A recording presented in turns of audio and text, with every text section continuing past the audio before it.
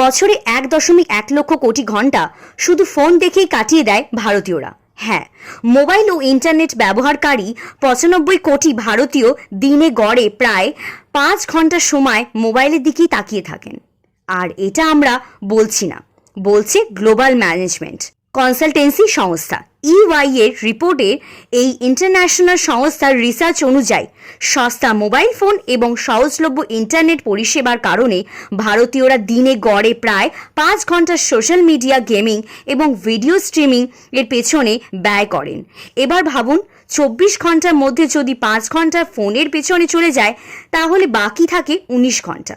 এই সময়ের মধ্যে কাজ, ঘুম, খাওয়া দাওয়া সব সারছে ভারতীয়রা। আর এই কারণেই এই প্রথমবার টেলিভিশন ছাড়িয়ে ভারতের মিডিয়া এবং বিনোদন শিল্পের বৃহত্তম অংশ হয়ে উঠেছে ডিজিটাল প্ল্যাটফর্মগুলি। আর ভারতের থেকে এগিয়ে রয়েছে আরও দুটো দেশ, তা হলো ইন্দোনেশিয়া এবং ব্রাজিল।